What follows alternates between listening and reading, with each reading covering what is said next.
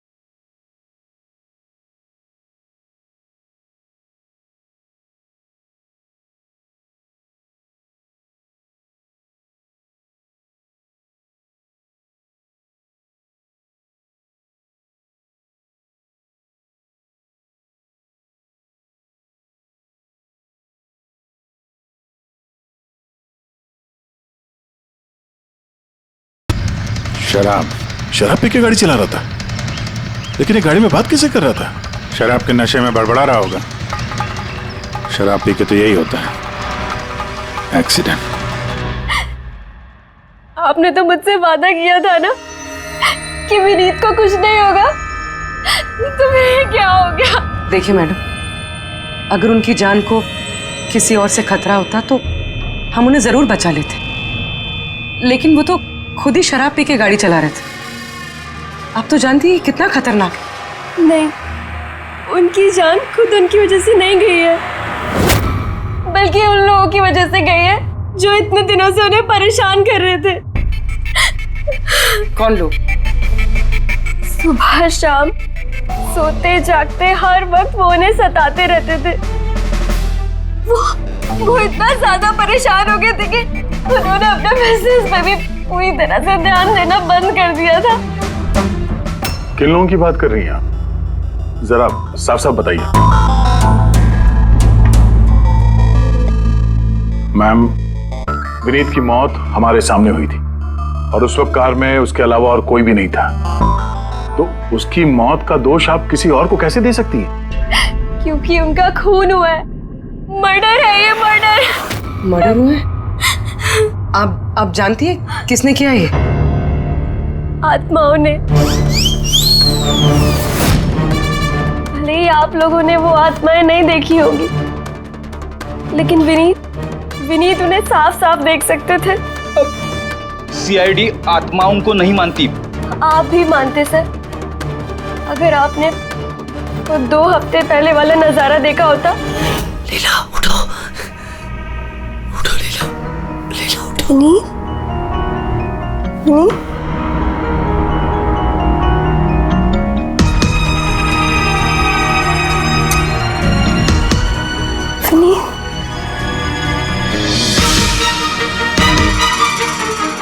विनीत, लीला, क्या हुआ विनीत? वहाँ देखो, कबर्ड के ऊपर। क्या है वहाँ विनीत? लीला, कबर्ड के ऊपर मुझे घूर रहा है। लीला, मुझे सोने नहीं दे रहा। विनीत, वहाँ पे कुछ नहीं है, कुछ नहीं है वहाँ पे। तुमने ना जरूर कोई बुरा सपना देखा है। चलो आगे सो जाओ। मैंने कोई सपना नहीं देखा और वो देखो अभी भी घूर रहा है और तुमको दिख क्यों नहीं रहा यार? विनीत, वहाँ पे कुछ नहीं है। तुम्हारी तबीयत ठीक नहीं है विनीत, तुम आगे सो जाओ। चलो, कुछ नहीं है विनीत, है ना बुरा सपना देखा इसलिए ये सब हो रहा है। सॉरी, मुझे माफ कर दो प्लीज।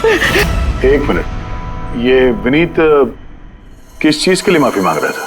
ये तो मुझे भी नहीं पता सर। विनीत काम क्या करता था? सर, उनकी कंपनी हॉस्पिटल्स में मेडिकल इक्विपमेंट सप्लाई करती थी। आप श्योर है कि वो विनीत का खून आत्मा नहीं किया? सर, मुझे पहले तो नहीं लगता था, क्योंकि ना तो मैंने कभी कोई आत्मा देखी थी और न ही कभी मैंने उनकी आवाज सुनी थी। लेकिन बाद में मुझे विनीत की बातों पे यकीन होने लगा कि वो सच कहता था।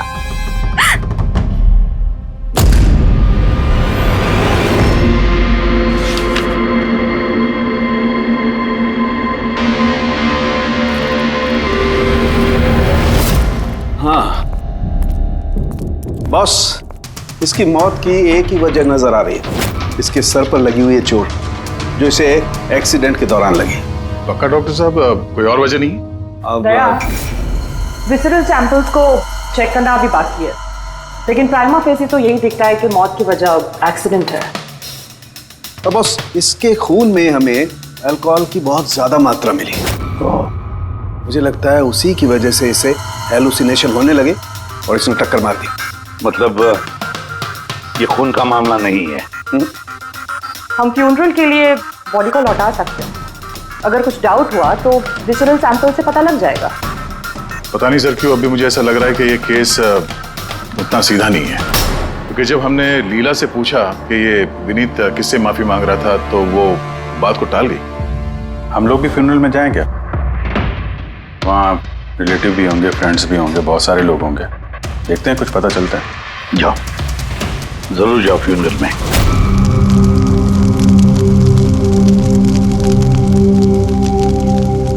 अच्छा हुआ मर गया, ऐसे गलत लोगों के साथ ऐसा ही होना चाहिए। तुमने बिल्कुल ठीक कहा, इसकी मौत इससे बदतर होनी चाहिए थी। बस अब उस दिन का इंतजार है जब उन दोनों की भी चिता जलते हुए देखूंगा। उस दिन तुम सबको बहुत बड़ी पार्टी दूंगा मैं।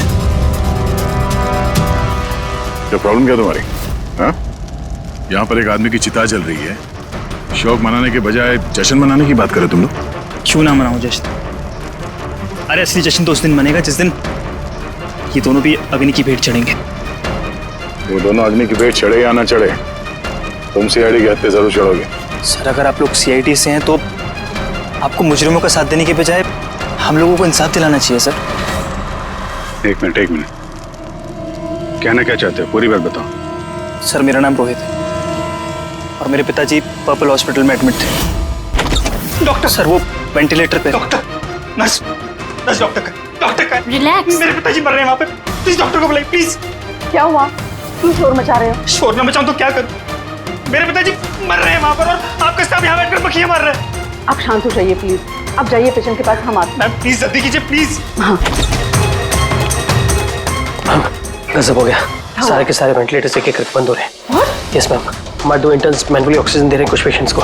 मैम हर पेशेंट के साथ ऐसा नहीं हो सकता, अगर वेंटिलेटर्स ठीक नहीं हुए तो पेशेंट मर जाएंगे। धीरे बोलो। अरे ये हॉस्पिटल के रेपुटेशन का सवाल है, अगर मरीजों के घर वालों को पता चल गया है ना फिर बवाल हो जाएगा। आप प्लीज 2 मिनट का वक्त दीजिए, हम सोल्यूशन। मैम एक एक करके सारे वेंटिलेटर्स बंद हो रहे हैं। बाकी के वार्ड्स में चेक करो। Okay ma'am. अरे वो सप्लाई विनीत को फोन करो ना, वो ही अभी कुछ कर सकता है। बस टेंशन लेने की जरूरत। डॉक्टर महक हुआ क्या है सर? वेंटिलेटर बंद हो रहे हैं सारे। आप प्लीज शांत रहिए, मैं बात करती हूँ ना। सर एक एक करके सारे वेंटिलेटर्स बंद हो गए। क्या ऐसे कैसे हो सकता है? तो किसी हॉस्पिटल में फोन करो ना, वहां से मंगवाओ। अरे राजा फोन लगाओ और मैं एक काम करूँ, टेक्नीशियन जो यहाँ पर है उसको बुलाओ। राजा क्या हो गया तुम्हें सुनाई नहीं देता सर क्या आप कह रहे हैं? आप लोग क्या डिस्कशन में टाइम वेस्ट कर रहे हैं? मेरे पिताजी मर जाएंगे वहाँ पर। प्लीज जल्दी आइए प्लीज। हम बस आते ही हैं please. Ma'am very bad news, 2 patients की जान चली गई है, 5 पेशेंट्स बहुत क्रिटिकल कंडीशन में हैं। सर अगर आज हम लोगों का परिवार हमारे साथ नहीं है तो उसके जिम्मेदार सिर्फ और सिर्फ ये 3 लोग हैं, विनीत, महक और राजा। ये विनीत तो इक्विपमेंट सप्लाई करता था ना? जी सर। और ये महक राजा? सर जिस दिन ये हादसा हुआ उस दिन महक डॉक्टर इंचार्ज थी और राजा हॉस्पिटल का एडमिन संभालता था। ये सिर्फ राजा और महक आए हॉस्पिटल से या और लोग भी आए वहाँ के? आए ना सर, वो हेड नर्स परिणीता, वो शेखर जो कि मेंटेनेंस में है, और वो डॉक्टर केदार इस हॉस्पिटल के मालिक। ठीक है, अभी शांत हो जाओ। हम इस मामले के तह तक जाएंगे। अगर तुम्हारे पिताजी के साथ नाइंसाफी हुई है तो उन्हें इंसाफ जरूर मिलेगा।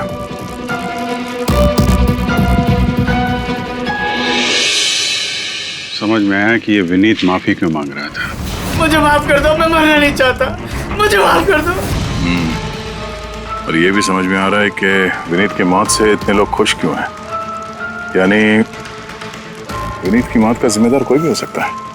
अब विनीत के बाद खूनी का अगला निशाना ये महक और राजा हो सकते हैं।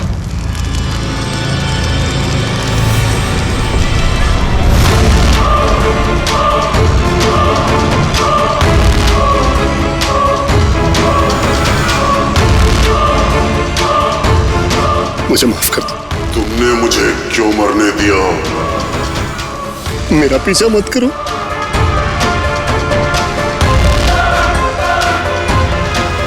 ये बात किससे कर रहा है? मेरा पीछा मत करो। उन्हीं काल्पनिक लोगों से जिससे विनीत बात कर रहा था। शायद ही तुम मुझे बचा सकती थी, जो मरने दिया मुझे। तुम भी मरने के लिए तैयार हो जाओ। और ये महक भी सहमी से लग रही है।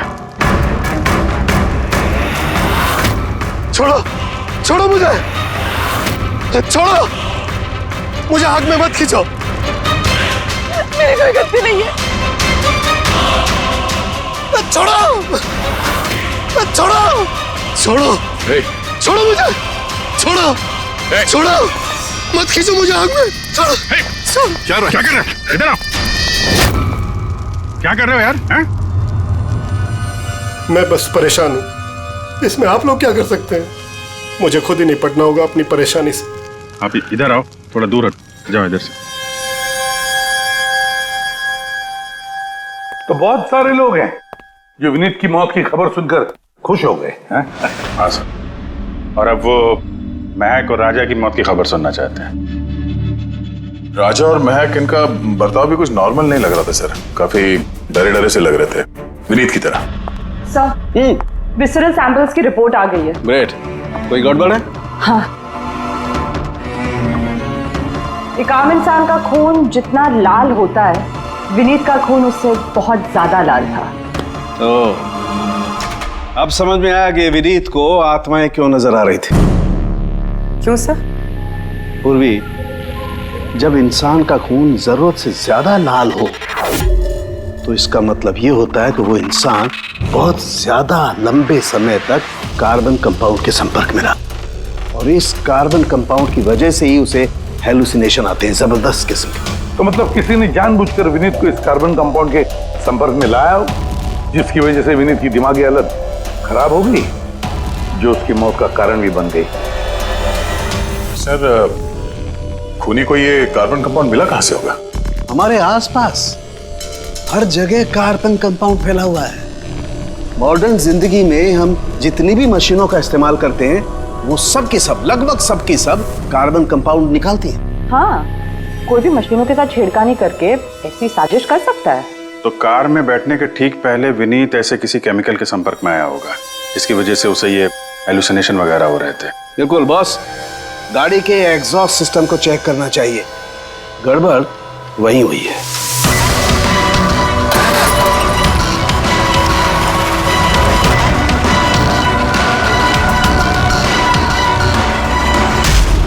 सालों के सर तो सही बोले थे सर। भाई, इसमें से तो केमिकल भर भर के आ रहा है। एक बात तो पक्की है पंकज, आत्मा कोई नहीं थी। हाँ सर, इसका मतलब अब खूनी के निशाने पे दो लोग हैं, राजा और महक।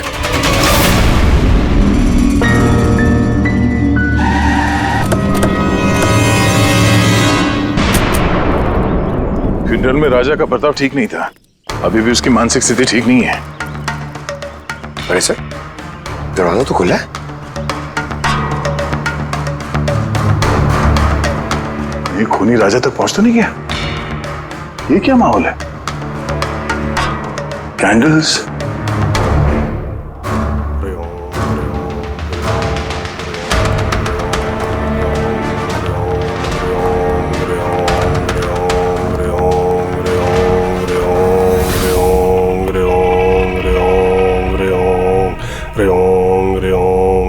राजा,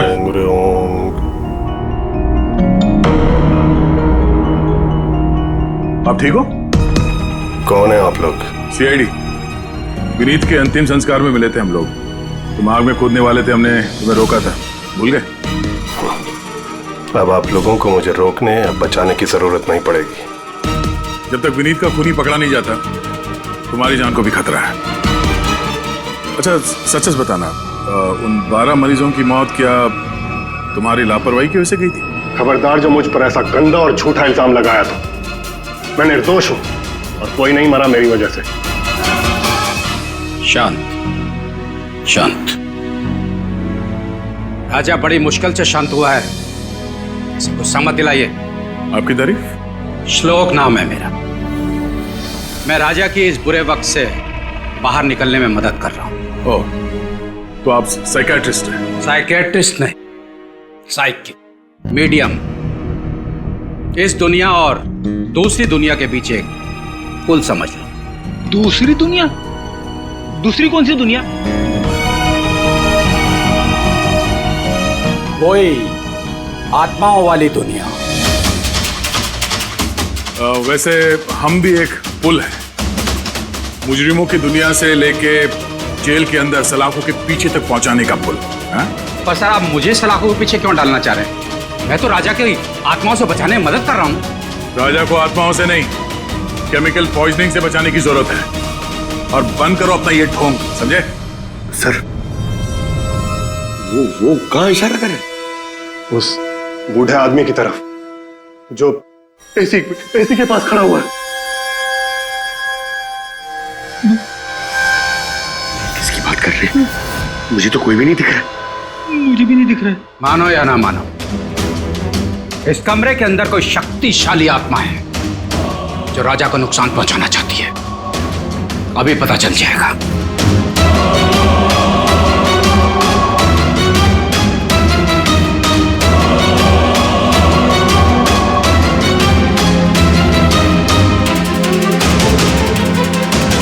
मीटर से आत्मा देखेंगे?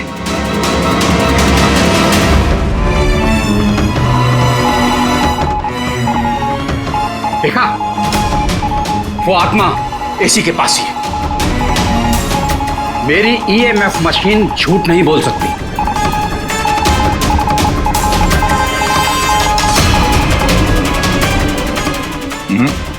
और हमारा भी ये मीटर गलत नहीं हो सकता, समझे? डैडी, लगता है राजा को कार्बन कंपाउंड का असर उसकी गाड़ी से ही हुआ है। एक काम करो, ये मीटर ले जाओ, उसकी कार चेक करो। डैडी। पंकज, बताओ महक, विनीत के फ्यूनरल पे क्या देखा तुम? मैंने किसी को नहीं देखा, कुछ भी नहीं देखा। झूठ मत बोलो। अगर कुछ नहीं देखा तो वहां से डर के भागे क्यों? मैं झूठ नहीं बोल रही हूँ, मैंने सच में किसी को नहीं देखा। अच्छा, अस्पताल में जो 12 मौतें हुई थी, क्या वो तुम्हारी लापरवाही की वजह से हुई थी? मेरी लापरवाही की वजह से? देखिए, मुझसे जो कुछ बन पड़ता है मैंने सब कुछ किया।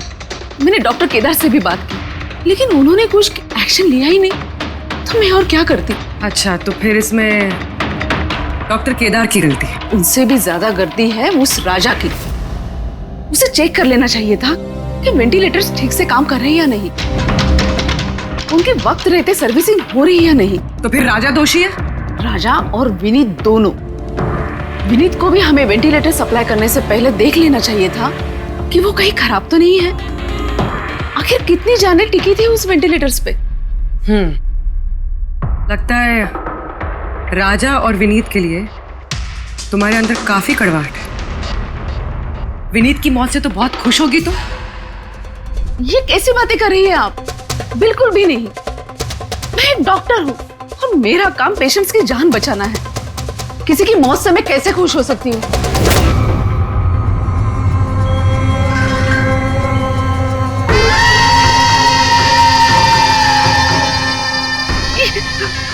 वो आ गया, वो आ गया, वो देखिए। लेकिन यहाँ तो कोई नहीं। पीछे है।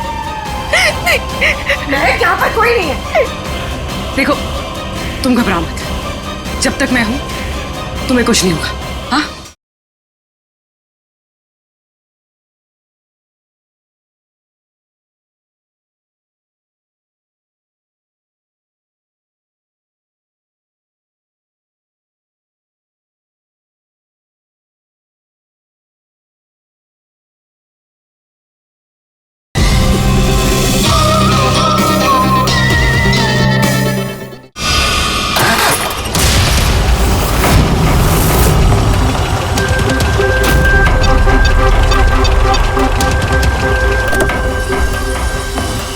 कार के एसी में तो कार्बन कंपाउंड नहीं है। घर के अंदर देखते, चलो।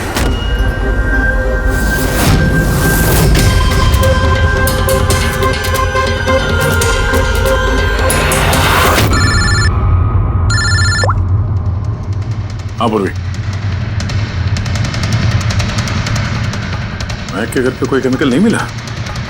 ठीक है, जब तक वो खूनी पकड़ा नहीं जाता तुम उसके साथ ही रहो, ठीक है? सर, हाँ, कार्बन कंपाउंड यहाँ पे भी नहीं है। कहीं कोई केमिकल नहीं मिलेगा। विज्ञान की दुनिया और केमिकल की दुनिया के अलावा भी कोई दूसरी दुनिया है, मानो या ना मानो। चुप, वो बंद। और जब तक बोलने को नहीं कहा जाए मुंह खोलना नहीं। राजा जी, आपको डरने की कोई जरूरत नहीं है। हम लोग हैं यहाँ पर। जब तक वो खूनी पकड़ा नहीं जाता सीआईडी आपके साथ ही रहेगी।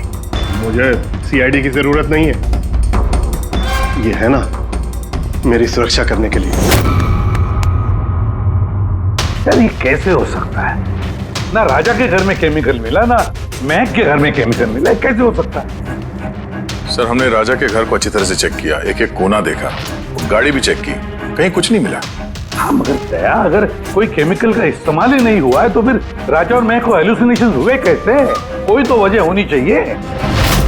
और सर, जिस तरीके से विनीत के कार के एसी में केमिकल का इस्तेमाल किया गया है, ये किसी नौसिखिया का काम नहीं लगता है। तो कोई एक्सपर्ट। एक काम करते हैं, बनने वालों के घरों में देखो, शायद कोई ऐसा आदमी हो जो केमिकल्स के बारे में अच्छी जानकारी रखता हो, कोई केमिकल्स में एक्सपर्ट।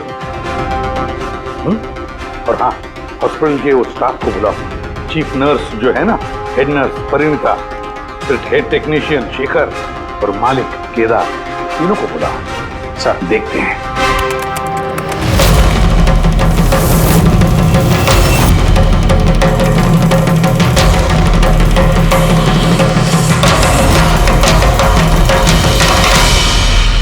तुम्हारा नाम शेखर है? Yes sir. हॉस्पिटल के हेड मैकेनिक, मेन टेक्नीशियन, मतलब हॉस्पिटल में जब भी किसी मशीनरी में प्रॉब्लम्स आ जाते तो पहले तुम्हें पता चलता है। जी हाँ सर। तो हॉस्पिटल के वेंटिलेटर्स खराब हो गए थे, ये तुम्हें पता नहीं था? सर पहले से पता था। तो फिर किया कुछ नहीं क्यों? बताया क्यों नहीं किसे? हाँ सर इसमें मेरी कोई गलती नहीं है। तो फिर किसकी गलती? सर मैंने महक को पहले से ही बता दिया था वेंटिलेटर्स के बारे में, कि वेंटिलेटर्स में प्रॉब्लम हो रही है और वो कभी भी खराब हो सकते हैं। और ये वेंटिलेटर्स बंद होने से पहले तुमने बताया था? यस सर, 1 वीक पहले। मैम मैंने आपको एक नोटिस भेजा था, वार्ड 3 के वेंटिलेटर्स ठीक तरह से काम नहीं कर रहे हैं। ओह, मैंने वो तुम्हारा लेटर पढ़ लिया था शेखर, तुम टेंशन मत लेना, मैं कुछ करती हूँ। बट मैम मामला थोड़ा अर्जेंट है। हाँ हाँ मुझे पता है। डॉक्टर महक। यस मैम, आपको अकाउंट्स डिपार्टमेंट ने इमीडिएटली बुलाया है। हाँ ओके चलो। Okay ma'am. Don't worry Shekhar, मैं कुछ ना कुछ करूँगी पक्का।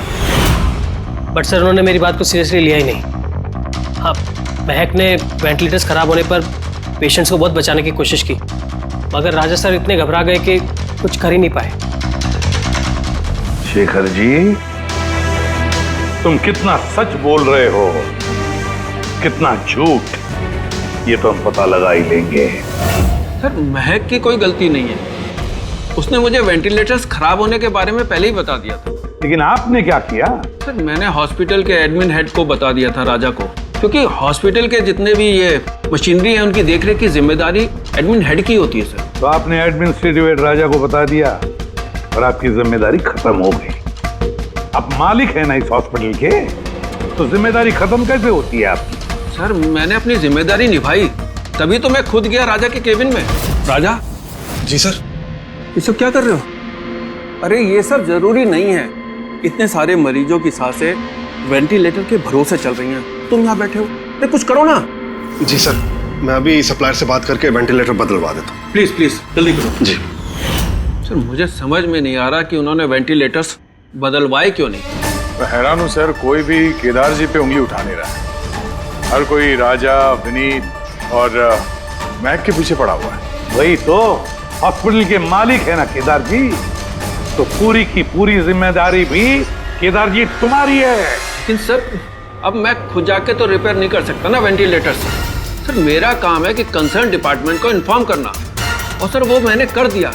बल्कि मैंने विनीत से खुद बात करी, मैंने उससे कहा कि अगर ये रिपेयर हो सकते हैं तो रिपेयर करे, वरना इनको चेंज कर दे, और उसने कोई एक्शन ही नहीं लिया। उसने कोई एक्शन नहीं लिया, उसने कोई एक्शन नहीं लिया। आपने क्या एक्शन लिया? और नाम भी ले रहे हो तो विनीत का जो मर चुका है, या राजा का जो जवाब देने की हालत में नहीं है। सर जो सच था वो मैंने आपको बता दिया, अब मानना ना मानना सर आपके हाथ में है। परिणीता। जी सर। हॉस्पिटल की हेड नर्स, तो तुम हॉस्पिटल के बारे में सब कुछ जानती होंगी? जी सर। तो फिर अब सच सच बताओ, ये जो कुछ भी हुआ है इसकी लापरवाही से हुआ है, बताओ जल्दी। हाँ सर, बताती हूँ। मेरे साथ धोखाधड़ी करने की कोशिश मत करना राजा। और हाँ, अगर मशीनों में कोई फिजिकल डैमेज है वो वारंटी में नहीं आता। अगर तुमको नए वेंटिलेटर चाहिए तो पूरी कॉस्ट पे करनी होगी, समझा? मैंने तुमसे घटिया इंसान आज तक अपनी जिंदगी में नहीं देखा। अब ना तो हमारा हॉस्पिटल तुमसे कोई सामान लेगा और ना ही शहर का कोई दूसरा हॉस्पिटल। सुनो, ये धमकी किसी और को देना, जानता नहीं तुझे मैं कौन हूँ, जो करना है कर ले।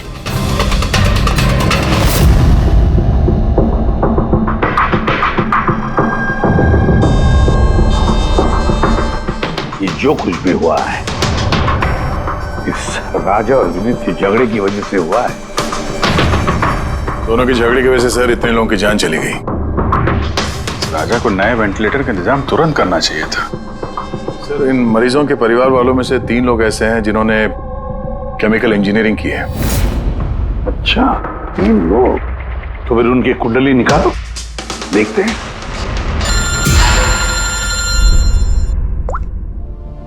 Hello ACP Pradyuman. What? ठीक है, हम अभी पहुंचते हैं। क्या सर? राजा की मौत हो गई।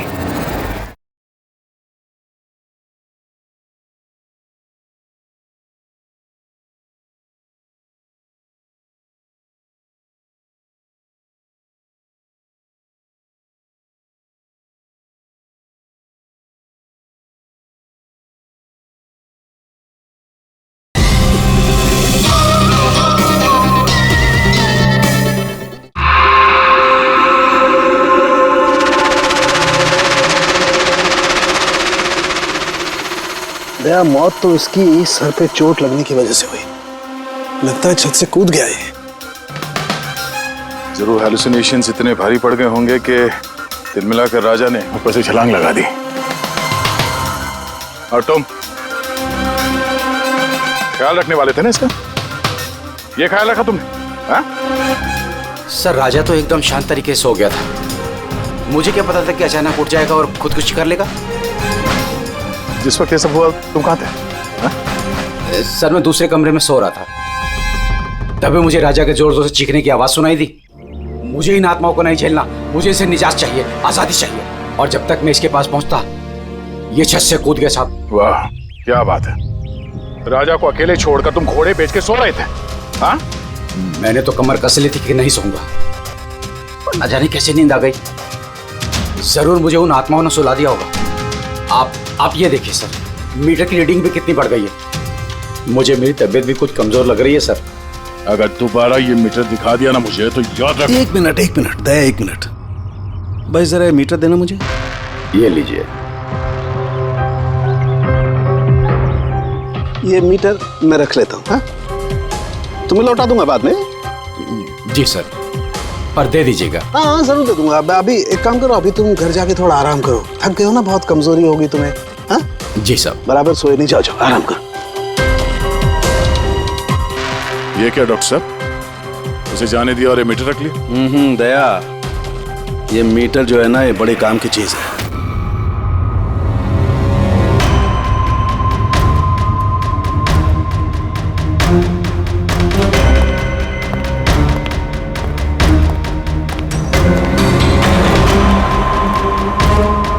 इस रूम में चेक करता हूं। हाँ सर।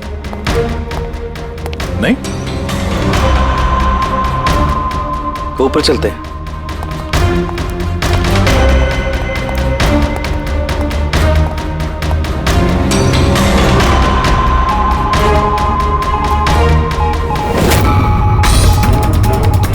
इस के सर आराम से, ये नीडल तो जंगली घोड़े की तरह भाग रहा है।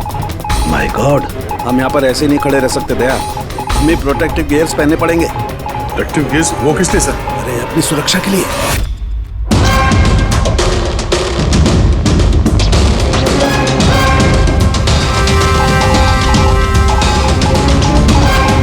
ये देखो, सबसे ज्यादा मीटर रीडिंग यहीं पर है, इस एसी के नीचे। मतलब सर वो वहाँ। पंकज खबरदार, जो आत्मा का नाम भी लिया तो। सर ये मीटर किस तरफ इशारा कर रहा है? बताता हूँ। बाहर चलो।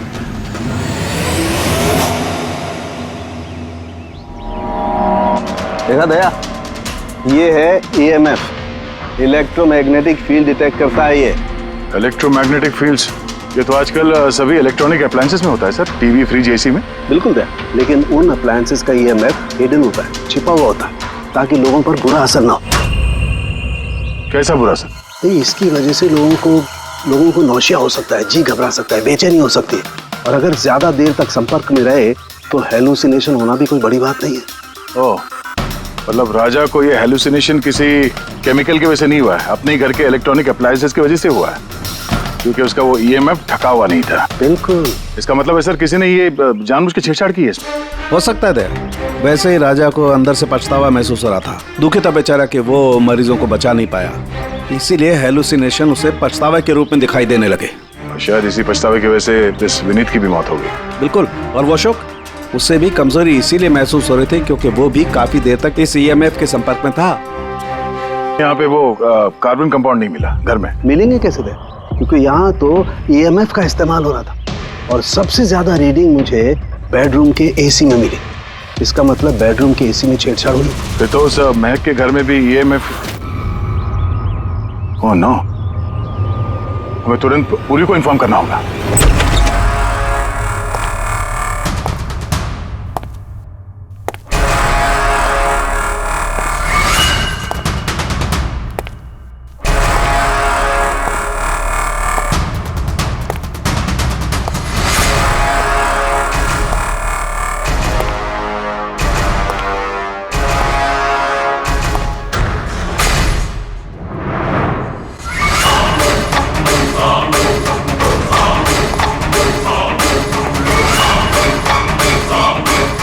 जान लेकर चैन नहीं पड़ा तुम्हें,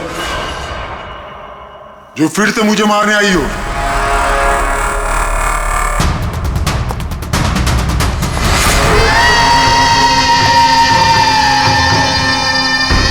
तुम?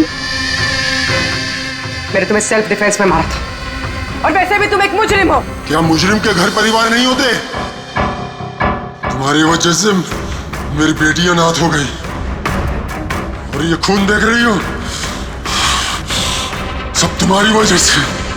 आज मैं तुम्हें नहीं छोड़ूंगा। देखो मेरे पास मत आना, मैं मार दूंगा। आज मैं तुम्हें नहीं छोड़ूंगा। मेरे पास मत आना, मैं कहती हूँ मार दूंगी। मैं कहती हूँ मेरे पास मत आना, मार दूंगी। क्या कर रही तुम? छोड़ो से। सर आदमी क्या? सर यहाँ पे सर रोकिए इसे, ये मुझे मारना चाहती है। पहले यहाँ से बाहर निकली, जल्दी आउट ऑफ हियर प्लीज, जल्दी फास्ट। ये हैं वो 3 लोग जिनका संबंध केमिकल इंजीनियरिंग से है। सुहास, दीपक और किशोर। खूनी इनमें से कोई भी हो सकता है। नहीं अभिजीत, कार के एसी में केमिकल फिक्स करना अलग बात है और इलेक्ट्रोमैग्नेटिक फील्ड को इतनी होशियारी के साथ इस्तेमाल करना अलग बात है। मुझे लगता है ये कोई ऐसा आदमी है जिसे साइंस की, मेडिकल साइंस की बहुत अच्छी जानकारी है, या तो कोई डॉक्टर या कोई साइंटिस्ट। जिसने भी किया उसने पूरा बंदोबस्त किया था इस इलेक्ट्रोमैग्नेटिक फील्ड का कि ये महक और राजा दोनों कायम के लिए उस ईएमएफ के असर में रहे हैं। हो सकता है जब ये दोनों हॉस्पिटल में अपना काम कर रहे थे तब भी ये ईएमएफ वहां पर प्रेजेंट था। तो फिर सर शायद हॉस्पिटल के किसी मशीन के साथ भी छेड़छाड़ की गई होगी। बिल्कुल दया, बिल्कुल। और ये करने वाला वही है, हॉस्पिटल का अंदर वाला। तो ये वो जगह है जहाँ पे महक और राजा बैठा करते थे? जी हाँ। और कौन कौन आ जा सकता था इस कमरे में? सर सिर्फ स्टाफ वालों को अंदर जाने की परमिशन थी, वो भी अगर कोई काम हो तो। मतलब बाहर का कोई आदमी यहाँ नहीं आ सकता? नहीं सर, यहाँ तक कि मरीजों को भी अंदर जाने की इजाजत नहीं थी। उसका मतलब तो ये हुआ कि स्टाफ का ही कोई है, मतलब आप में से कोई एक खूनी है। ये आप कैसे कह सकते हैं? ये हम नहीं कह रहे हैं, ये ईएमएफ मशीन कह रही है जिसने हमें सब कुछ बता दिया है। और इस ईएमएफ मशीन के हिसाब से इस एसी के साथ छेड़छाड़ की गई थी। इसका मतलब है राजा और महक को मारने की कोशिश की गई थी, मगर बेचारा राजा मारा गया। एसी के साथ छेड़छाड़? क्या कह रहे हैं आप लोग? हमें तो कुछ समझ में नहीं आ रहा। ये बात इस कमरे में मौजूद वही इंसान समझ सकता है जो खुद खूनी है। और वो आज यहाँ एक प्रोटेक्टिव गियर पहन के आया है ताकि इलेक्ट्रोमैग्नेटिक फ्रीक्वेंसी से उसे कोई नुकसान ना हो। क्यों? कौन है वो?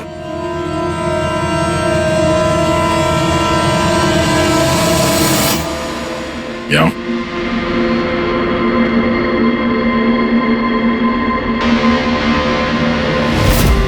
फैशन सेंस तो बहुत अच्छा है तुम्हारा शेखर। कपड़े के अंदर ये सुरक्षा कवच। तुम्हारे सारे पत्ते खुल चुके हैं शेखर। हमने तुम्हारे बारे में सब कुछ पता लगा लिया है। तुम ही यहाँ पे सिर्फ ऐसे टेक्नीशियन हो जो एसी के साथ छेड़छाड़ कर सकते हैं। अब जल्दी बताओ, क्यों किया तुमने ऐसा? हाँ, मैंने किया ये सब। और क्या गलत किया अगर मैंने महक, विनीत और राजा पे इल्जाम लगाया तो? इन लोगों की वजह से 12 मरीजों की मौत हुई जो मुझसे देखा नहीं गया। और मैंने सोचा कि इन लोगों को भी वैसी ही मौत मिलनी चाहिए जैसे उन 12 मरीजों को मिली। इसलिए मैंने EMF और कार्बन कंपाउंड के जहर का इस्तेमाल किया ताकि इन लोगों को ऐसी मौत दे सकूं। मौत नहीं, एक भयानक मौत। और ये मेरा इंसाफ था। इंसाफ करने का हक सिर्फ कानून को है, किसी और को नहीं, समझे? तुम जानते थे उस केमिकल के इस्तेमाल से उन लोगों को हैलुसिनेशन होगा। वो मरे हुए मरीज उन्हें सामने दिखाई देंगे, जिसकी वजह से वो पागल हो जाएंगे। क्यों? और मैं अपने मकसद में कामयाब भी हुआ। जैसी मैं मौत चाहता था वैसी ही मौत विनीत और राजा को मिली। मगर अफसोस, महक को आपने एंड मोमेंट पे बचा। कामयाब तो तुम तब होते हैं जब बिना कोई जुर्म किए उन्हें उनके अंजाम तक पहुंचाते हैं। क्या फर्क रह गया तुम में और उन दोनों में? अब तुम भी एक हत्यारे हो। तुम्हें क्या सजा मिलेगी इसका फैसला तो अब अदालत ही करेगी।